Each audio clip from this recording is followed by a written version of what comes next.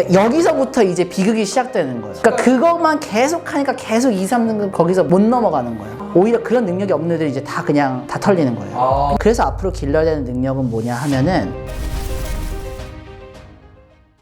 오늘 수학을 1등급을 받을 수 있는 방법에 대해서 많은 학부모님들과 학생들이 고민을 할 텐데 여기에 대해서 좀 여쭤보고 싶거든요. 1등급이 상위 몇 프로예요? 4%예요. 4%예요? 네. 2등급이요? 11%까지. 11%까지? 네. 2등급도 대단한 거네요. 그쵸. 10명 중에 1등 해야 되니까. 이 1등급의 벽을 깨려면 가장 중요한 게 어떤 거라고 생각하세요? 3등급도 솔직히 공부 잘해야 받잖아요. 그쵸? 그냥 적당히 해서 3등급 안 나오잖아요. 근데 공부를 어느 정도 많이 했고 이제 기본 개념도 다 아는 것 같고 웬만한 문제들은 다 풀리는데 맞아요. 보면 항상 그 3등급 기준에서는 이제 2등급의 그 벽이 있고 2등급 친구들이 보면 1등급의 벽이 있단 말이에요. 저는 그 차이가 어디서 온다고 생각하냐면은 생각하는 힘의 차이라고 생각해요. 생각하는 힘? 네, 뭐 사고력이라고 부를 수도 있는데 네. 수학 문제에서 어떤 값을 구하라고 했어요. 그 값을 구하는 방법은 뻔하게 정해져 있는 것들이 보통 아니에요. 어려운 문제들은. 그러니까 이미 봤던 문제가 아닌 경우들이 킬러 문제로 나와요. 네. 근데 그런 킬러 문제들을 얼만큼 잘 푼지에 따라서 2등급과 1등급이 갈리는 거잖아요. 근데 내가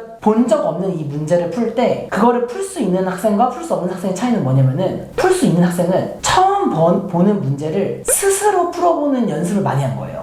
처음 봤을 때 당연히 푸는 법 모르죠? 네. 그러면 이렇게도 해보고 저렇게도 해보겠죠? 그쵸. 처음 안 풀려요 막. 여기서 1등급 받는 친구들은 될 때까지 하는 거예요. 될 때까지. 그러면 그게 10분 만에 풀리기도 하고 어떤 경우는 30분 만에 풀리기도 하고 어떤 경우는 1시간 만에 풀리기도 하거든요. 근데 스스로 그 처음 보는 문제를 풀어내는 길을 찾는 연습을 계속하는 거예요. 그런 애들은.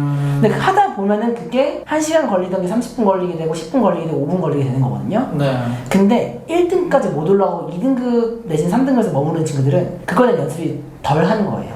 하다가 막히면 해설을 그만두고 해설을 봐요. 어떻게 하는 거지 도움을 받는 거예요. 그러니까 다른 길을 생각을 안 하게 되고 네. 해설대에서 제공하는 길만 어떻게 보면 암기하는 거죠. 그렇죠. 그래서 이게 무슨 뭐 그 방법을 보면은 스스로 할 수 있게 된다라는 착각을 하는데 물론 하다가 도저히 안 되면은 방법을 보고 아 이렇게 하면 되는구나라는 그 방법을 익히는 것도 도움이 안 되진 않아요. 그렇죠. 그렇지만 킬러 문제를 맞히는 건 남이 알려주는 방법을 얼마나 잘 따라할 수 있느냐가 아니거든요. 스스로 그 길을 찾아내는 능력을 길러야 되는 거예요. 근데 그거를 할 수 있으면 킬러 문제를 푸는 거 1등급이 되는 건데 그렇구나. 그 연습을 하는 게 엄청나게 힘들어요. 막 머리에 쥐나잖아요. 그렇죠. 그거를 계속 해야 되는 거예요. 그래서 2등급 정도 됐잖아요. 네. 그러니까 3등급에서 2등급까지는 약간 모르는 유형도 여전히 있고 이럴 거예요. 그쵸. 그런 것들은 풀이법 보고 익혀야 되는 영역인 건 맞아요. 그렇지만 유형 공부가 어느 정도 마스터가 됐잖아요. 2등급 하는 친구들도 웬만한 유형 다 알거든요. 거기서 올리려면은 이제는 더 이상 문제를 많이 푸는 게 아니라 안 풀리는 문제가 있을 때 그거 가지고 30분 1시간 씨름하는 연습을 해야 되는 거예요.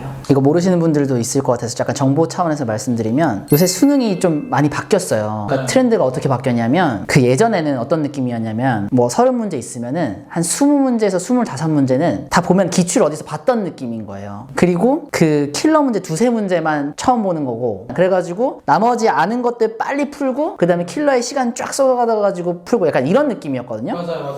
근데 이게 어떻게 바뀌었냐면은 애초에 이 그 중간에 애매했던 난이들도 다 처음 보는 문제들로 바뀌었어요. 그러니까 쉽게 얘기해서 신유형 이렇게 표현하잖아요. 네. 이게 문제 난이도가 어려운 게 아니에요. 문제 난이도가 어렵지 않은데 처음 보는 문제인 거예요.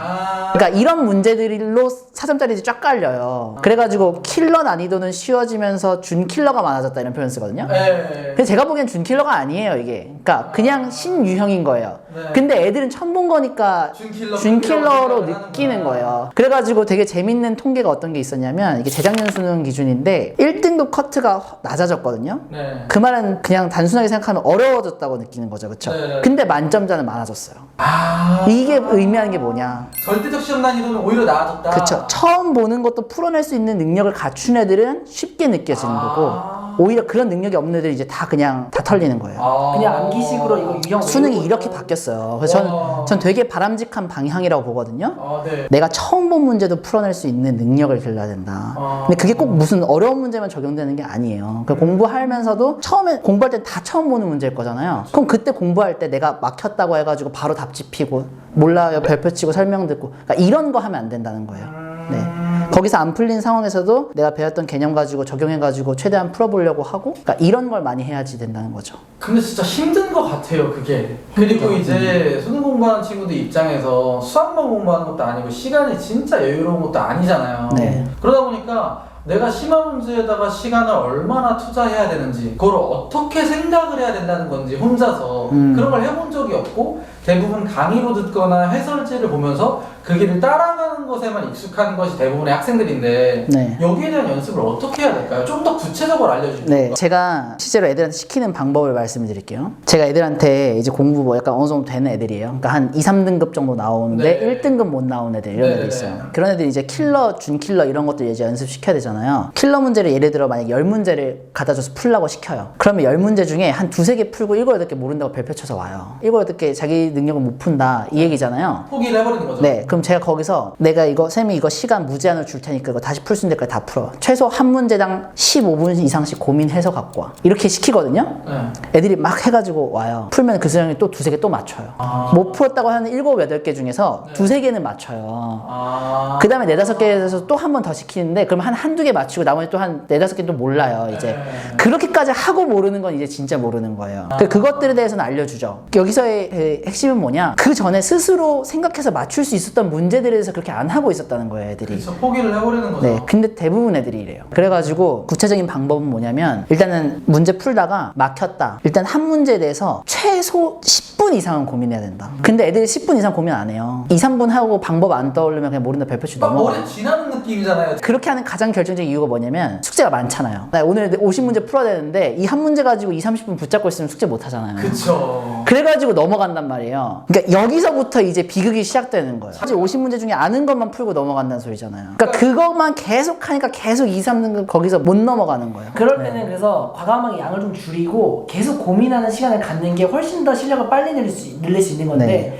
문제를 더 풀어야 실력이 는다라는 착각을 하는 단계가 있어요. 네. 근데 이게 오해하면 안 되는 거. 기본을 쌓아야 되는 단계가 있어요. 근데 그때는 딱 봤을 때 안 풀려. 근데 막 10분, 20분 머리 싸려고 풀어야 되는 문제가 아닌 것들도 있어요. 애들이 수학자가 아니잖아요. 근해 공식 같은 거지 뭐 알아야 푸는 건데 막 공식이 기억이 안 나는데 그거 가지고 계속 고민하고 있어봤자 의미가 없거든요. 그럼 공식 빨리 다시 외우고 풀어야 되는 거거든요. 그쵸. 그런 것들을 가지고 막 2-30분 머리 싸려고 있는 건 아니에요. 네. 이건 오해하면 안 되고 기본 유형 수준이 아닌 어느 정도 생각을 해야 되는 응용 유형이나 심화 유형 수준을 공부할 때 그때는 문제 단순히 양보다는 훨씬 더 스스로 고민하는 시간을 늘리는 게 중요한 단계가 되는 거죠. 그리고 제가 꼭 얘기하고 싶은 게 뭐냐면 애들이 맨날 착각하는 게 뭐냐면 예를 들어 한 문제 가지고 30분 고민했어요. 못 풀었어요, 만약에. 못 풀었으니까 이거는 그냥 시간 날린 거라고 생각해요. 그러니까 이게 엄청난 착각이에요. 그러니까 5분에서 못하나 10분에서 틀리나 똑같은 틀린 건 틀린 거다. 네. 그게 아닌데. 그쵸. 30분에서 틀릴 거 그냥 5분에서 틀리는 게 자기는 시간 아꼈다고 생각하는 거예요. 푸는 방법 알고 이게 엄청난 착각이라는 거예요. 제가 그랬습니다. 그러니까 이게 엄청난 착각이고 오히려 아는 문제 30분 동안 풀고 있는 것보다 모르는 문제 어떻게든 풀어내려고 이전에 배웠던 개념 막 다 머릿속에서 꺼집어 내보고 이 방법으로도 시도해보고 저 방법으로 이렇게 하면서 오히려 느는 실력이 훨씬 많거든요. 이걸 해야 실력이 느는 건데 못 풀면 결국엔 시간 날렸다 생각하는 거. 이거를 바꿔야 된다. 근데 진짜로 굉장히 큰 용기가 뭐랄까 약간 무서워요, 솔직히. 네. 옆에서 다른 친구는 막 센 이런 거 문제집이나 자의식 쭉쭉 이런 거 풀고 가지고 있는데. 하루에 막 30개, 40개씩 막 풀고 있는데 난 10개밖에 못 풀었으면 내가 그동안 고민을 많이 했건 아니건 간에 무서운 거죠. 진도를 못 나가니까. 많은 문제를 못 풀었으니까 네.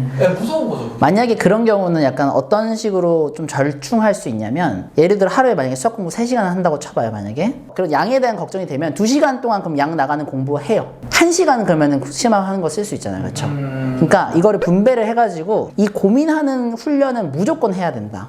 시간을 내서 하루에 최소 3문제라도 고민하면서 하는 습관. 3문제 할 수 있잖아요. 그죠? 3문제도 고민 안 할 거면 1등 받을 생각하면 안 되죠. 네.